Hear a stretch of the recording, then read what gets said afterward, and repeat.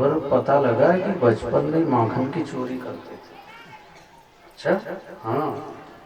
तो अब बड़ा हो गए, अब माखन में कौन माथा पच्ची करे, मणि चुराई। हाँ, तो उसको भी ऐसे फिट करी, पर उससे क्या, एक कोई से कहना नहीं अपने। हाँ, नहीं आज तक ही नहीं की मैंने, पर अब रेवाए नहीं। अब कोई से तो कहना पड़े। अब कुआं पानी भरने जाए, अब पानी भरने जाते तो दो चार तो मिल ही जाते।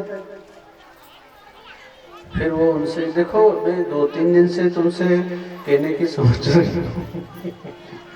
अच्छा, हाँ हाँ, तो बोलो बोलो, पर कोई से कहना। और जहाँ ऐसी की कोई से मत कहना, फिर वो सेल नहीं होगा। तो वो भी क्या कि मैंने आज तक नहीं की कोई से। कितनी बात हुई अपनी, हाँ बस ठीक है। तो हमारा वे कह रहा था कि श्री कृष्ण जी ने मणि चोरी। अब उसने मानी नहीं, फिर इसने भी वैसे फिट कर दिया। उसने सुनी पर कोई से कहना नहीं है बंदी, बिल्कुल नहीं। अब वो सुन के गई, पर उसे भी रेवाए नहीं। अब 1-2 दिन तो सहन करी,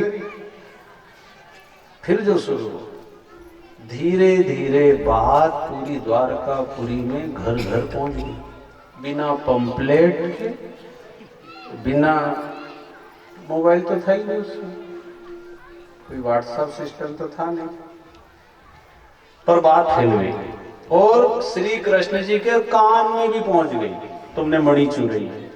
कौन ने बोला? मां रुक्मणी ने कहा, देवी मणि मैंने तो नहीं चुराई, पर सब लोग बात कर रहे हैं, सब कह रहे हैं। श्री कृष्ण जी मुस्कुराते हुए, देखो संसार के अंदर बुराई इतनी जल्दी फैल जाती है, और अच्छी बातों की खबर पंपलेट, बैनर, पोस्टर और माइक पे कथा होती 3-3 घंटा तक, ढोलक, झांझ, मजीरा, तो जोर जोर चिल्लाए। इसके बाद भी कई ये पूछेगा कि वो मड़ावन में कथा हुई क्या? हाँ हो गई ना, कहीं मालूम नहीं पड़ी। वाह। और आधी रात अंधेरे में 2 बजे रात को किधर ही कहीं होए कांड, तो घर घर छोटा बच्चा, माता बहन सबको खबर है। बुरी खबर इतनी जल्दी फैलती है, अच्छी खबर की बुराई को पकड़ने की आदत बनी, अच्छी बातें पकड़ते हैं। श्री कृष्ण जी ने कितने अच्छे अच्छे काम किए, उसकी कोई चर्चा नहीं। मणि चुराई नहीं है, फिर भी उसका कलंक लगा दिया। लेकिन भगवान दुखी नहीं हुए। सत्राजित के घर गए और कहा, भाई तुमने मणि चुराते देखा? देखा तो नहीं, पर तुम्हारी नियत तो थी मणि। तो तू कोई ज्योतिष जानता है क्या? ज्योतिष तो नहीं जानता हूँ, पर वो मेरा अंदाज है कि वो जरूर तुमने चुराई। बाद में फिर प्रभु ने कहा, मैंने नहीं चुराई है, वो तेरे को शंका है। तो तेरी मणि कहाँ रखी थी? बोले अलमारी में। कौन तेरे घर? मेरा छोटा भाई। कहाँ गया? वो मणि पहन के गया था और वो भी वापस नहीं आया और मणि भी नहीं आई। चलो ढूंढते। साथ में गए और सत्राजित को लेकर के जब देखा तो जंगल में उसका घोड़ा मरा पड़ा दिखा। ये किसका घोड़ा? मेरे भाई का घोड़ा है। आगे चला, ये मेरा भाई प्रसेन है। तो ये मैंने इनको तो नहीं मारा है। और आगे चले, इनको दोनों को किसने मारा? तो शेर के पंजे के निशान, शेर मरा पड़ा आगे। अरे भगवान जी कहते हैं, भाई ये क्या मैंने मारा इनको? नहीं नहीं, आपने तो नहीं मारा। फिर अब शेर को किसने मारा? रीछ के पंजे के निशान। गुफा में गए, गुफा के अंदर देखा तो वो मणि के कारण प्रकाश, उजाला। भगवान ने कहा, मणि अंदर, जाओ लेके आ जाओ। बोले प्रभु, जो शेर को मार दे वो अगर भीतर हो और मणि लेने मैं जाऊं तो आप जाओ, आप भगवान ने कहा मैं ही मरूं, और मणि तेरी तुझे ला, मैं तो नहीं, तो मैं जाऊं, हाँ आप जाओ, तो यही रहना। हाँ, प्रभु अंदर गए और वो जामवती बेटी के हाथ में मणि थी, और वो मणि से इसे खेल रही थी।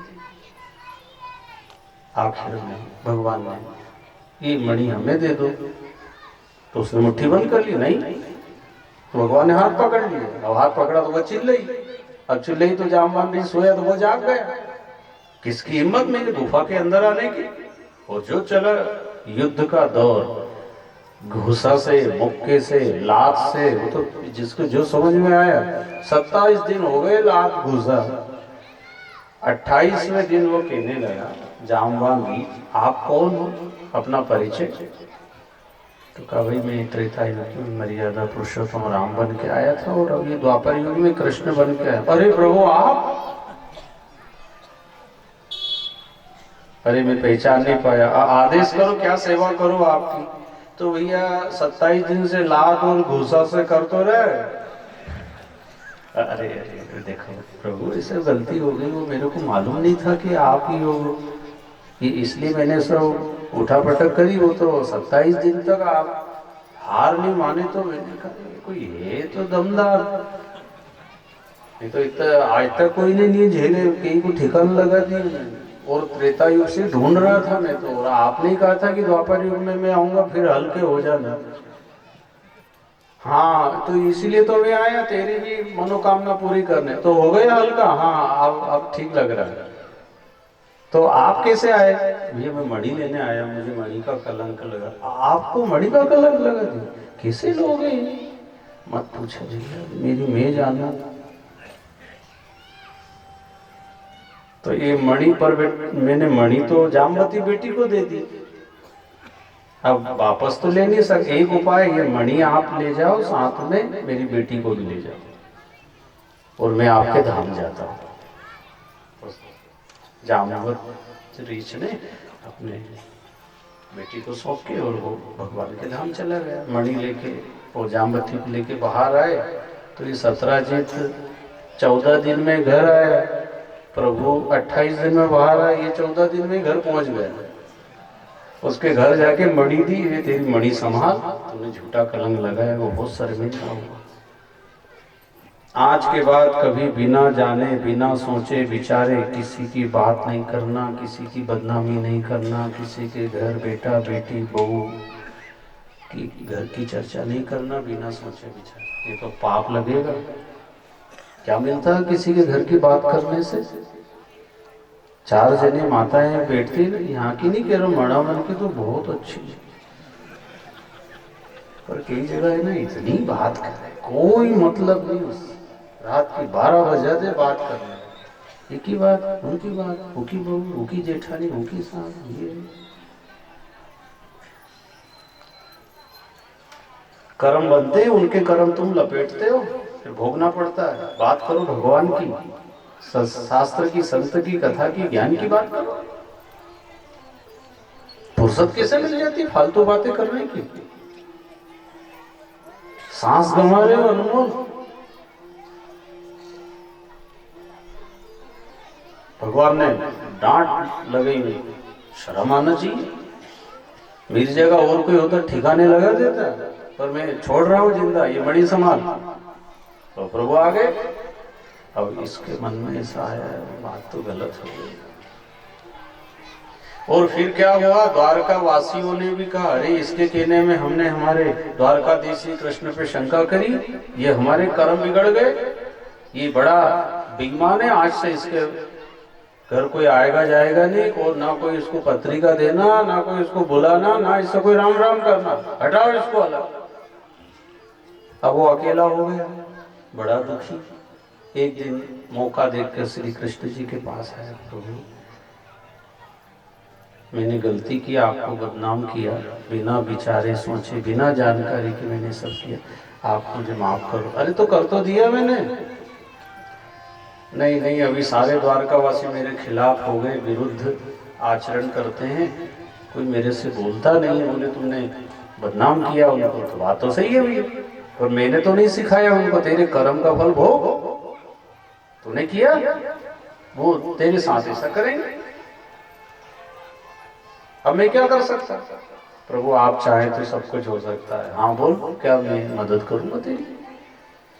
तूने चाहे मुझे बदनाम किया, तेरे में अकल नहीं है, पर अगर तेरे अंदर कोई दुख पीड़ा है तो मैं उसे जरूर दूर करूं। क्या चाहता है? एक ही इच्छा है, मेरी बेटी है सत्यभामा नाम की, हाँ मैं आपको देना चाहता हूँ, उसे आप स्वीकार कर लो, और तुम बन जाओगे मेरे जमाई और मैं बन जाऊंगा तुम्हारा ससुर। फिर कोई की ताकत देगा कहीं के तो दे। हाँ हाँ ये बात तो ठीक है। तो फिर अगर आपने माफ किया है तो मेरी बेटी स्वीकार कर लो। मैं गलती मानता हूँ, मैंने बदनाम किया है, पर अब माफ करो। चलो भगवान ने कहा ठीक माफ कर दे बस। तो सत्यभामा जी से उन्होंने विवाह कर लिया भगवान जी ने। तो संसार के लोगों को बताया कि कहीं ऐसी परिस्थिति बन जाए, कभी ना समझ कोई घर परिवार पड़ोस में कोई गलती कर दे, तो बात को पकड़ के नहीं बैठे रहना, बात को छोड़ दो, चलो लो, क्योंकि वो भी पछताएगा। अगर आप ना बोलोगे, बातचीत नहीं करोगे, रिश्ता ना रखोगे, या तो वो आपके खिलाफ हो जाएगा, अगर ज्यादा मूर्ख होगा तो वो आपके साथ गलत भी कर सकता है। इसलिए मिल के रहने में क्या बुराई है? हो गई गलती माफ करो, और नहीं तो पूरी जिंदगी में तो इनकी पेड़ी पे लात नहीं धरूं, मैं तो इनका मुंह नहीं देखूं, तो मैं तो इनका हाथ का पानी तक नहीं पीऊं।